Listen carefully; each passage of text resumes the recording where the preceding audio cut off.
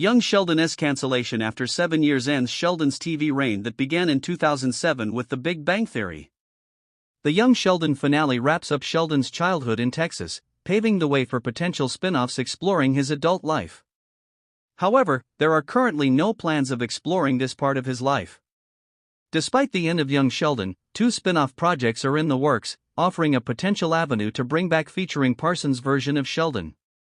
Young Sheldon's cancellation also marks the end of a TV trend that has been going on for 17 years.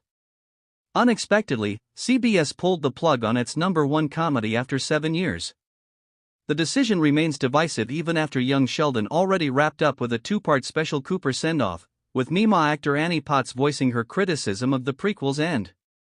Much like The Big Bang Theory bowing out, however, the network likely didn't have a hand in the matter, since the decision to cancel Young Sheldon was born out of wanting to follow the established canon. Preceded by the unexpected death of George, the Young Sheldon finale was split into 2 parts. The first half, titled Funeral, tackled the aftermath of the biggest Cooper family tragedy, ending with a send-off to the beloved Cooper patriarch. Meanwhile, Memoir, which took place about a month after the traumatic experience, focused on Sheldon's move to Pasadena, California to start his post-grad studies, as previously planned. Young Sheldon's last half-hour shifted its attention back to his origin story.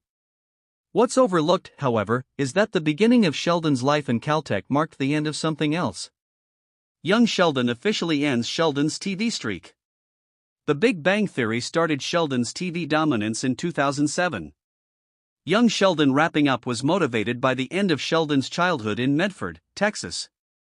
Overall, it also marks the character's TV reign's end, which started in 2007 when The Big Bang Theory introduced Jim Parsons' version of the socially inept genius.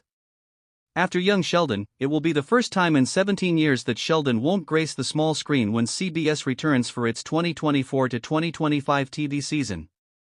For context, there was a 2-year overlap between the show's broadcast years, during the 2017 to 2018 and 2018 to 2019 seasons.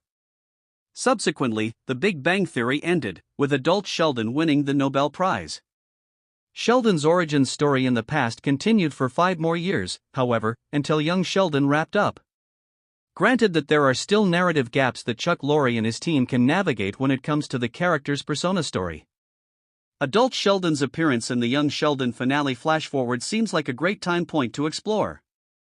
That said, it may not be viable to be the launching pad for an entirely new project. Besides, the Big Bang Theory franchise is expanding in other directions with other non-Sheldon endeavors coming.